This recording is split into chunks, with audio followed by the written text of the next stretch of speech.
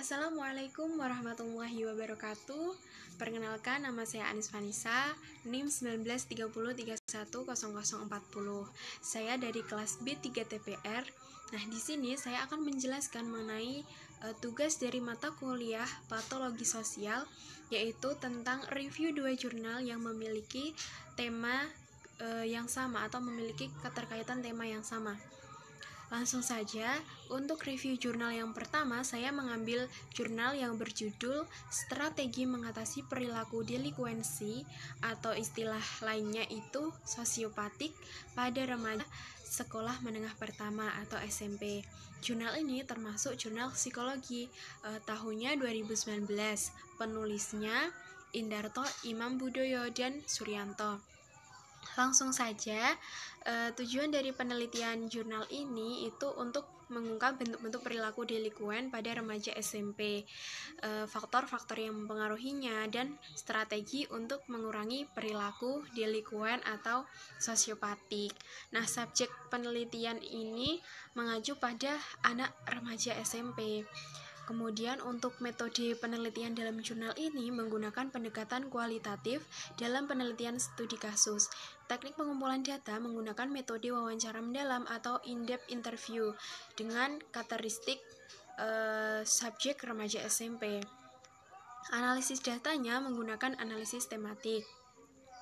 Langsung saja, hasil penelitian atau kesimpulan dari review jurnal yang pertama yaitu berdasarkan hasil penelitian jurnal ini diketahui bahwa perilaku delikuensi adalah kecenderungan remaja untuk melakukan tindakan menyimpang atau perilaku sosiopatik, melanggar aturan atau norma yang berlaku yang menimbulkan keresahan masyarakat, sekolah maupun keluarga, dan dapat mengakibatkan kerugian serta kerusakan baik terhadap dirinya sendiri maupun orang lain. Di dalam jurnal dijelaskan mengenai bentuk-bentuk perilaku delikuensi remaja menunjukkan perilaku seperti perkelahian, adu mulut untuk anak putri, menyontek saat ulangan, membolos sekolah, balapan liar, merokok, mengendarai mobil tanpa SIM, mencuri, penyalahgunaan narkoba, pergaulan bebas, dan penganiayaan. Kemudian yang kedua yaitu faktor-faktor yang mempengaruhi perilaku delikuens, yaitu faktor internal dari dalam diri pribadi individu sendiri, baik fisiologi maupun jasmani. Jadi faktor-faktor yang mempengaruhi perilaku delikuen atau sosiopatik itu berasal dari diri individu itu sendiri. Kemudian selain dari faktor internal dari dalam diri sendiri, itu ada faktor eksternal yang berasal dari luar individu seperti keluarga, sekolah, dan lingkungan pergaulan. Jadi kalau faktor eksternal itu dipengaruhi oleh luar, berasal dari luar seperti pergaulan dengan teman sebayanya kayak gitu. Kemudian yang ketiga yaitu strategi dalam mengatasi perilaku delikuens atau sosiopatik. Yang pertama yaitu kesadaran dari dalam diri remaja sendiri untuk memperbaiki dirinya.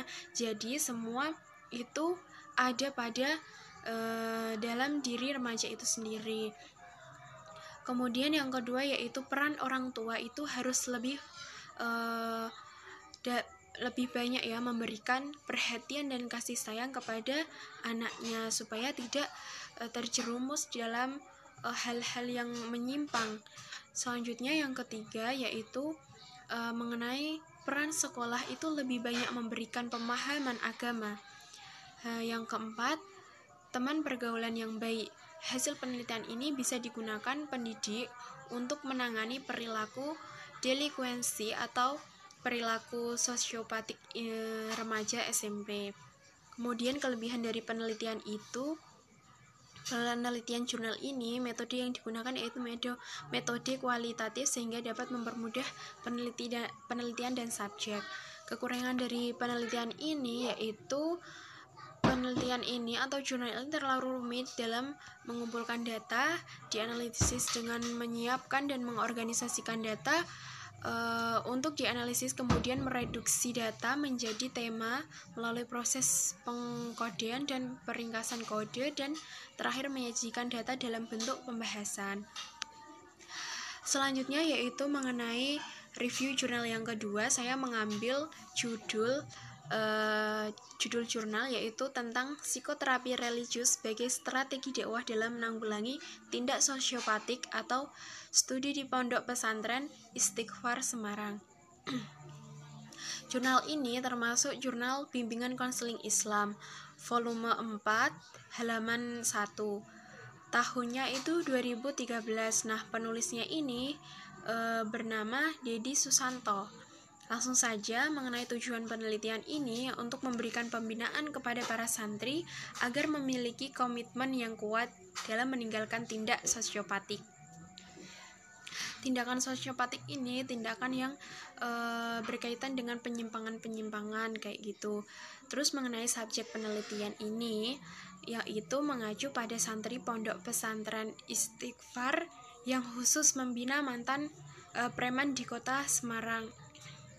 Sangat baik untuk kita telaah, yaitu kemudian hasil penelitian dan kesimpulan dari jurnal yang kedua ini bahwa Pondok Pesantren Istighfar ini merupakan satu-satunya pondok pesantren khusus mantan preman di kota Semarang.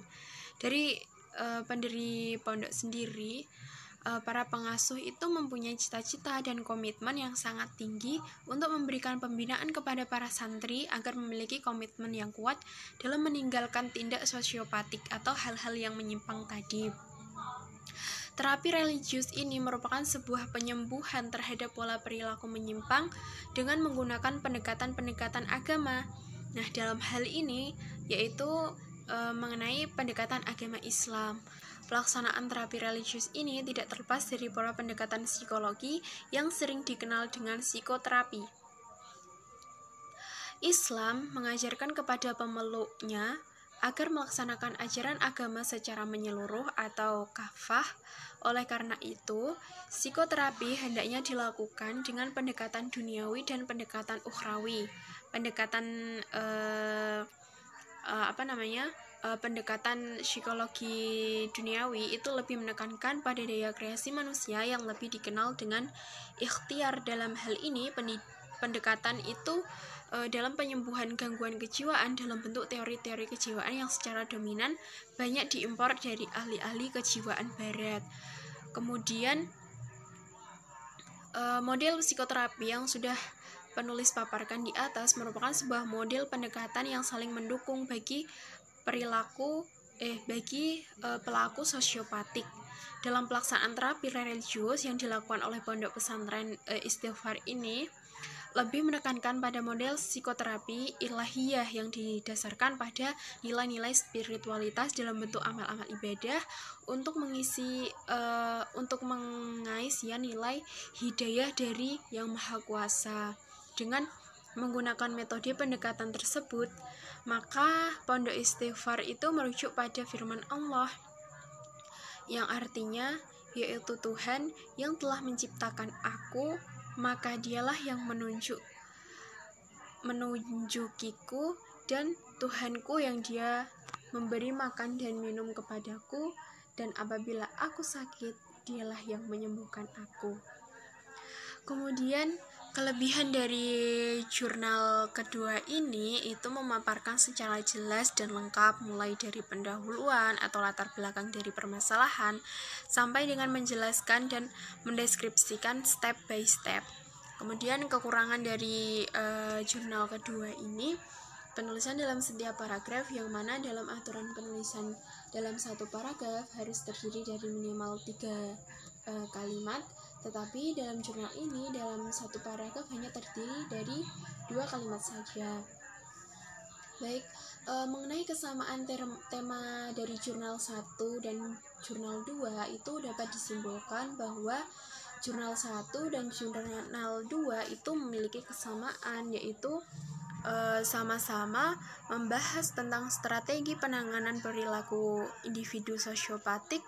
Pada jurnal 1, strategi dalam mengatasi perilaku delikuensi atau perilaku menyimpang, atau nama lainnya itu perilaku individu yang sosiopatik. Yang pertama itu adanya kesadaran dari dalam diri remaja itu sendiri untuk memperbaiki dirinya.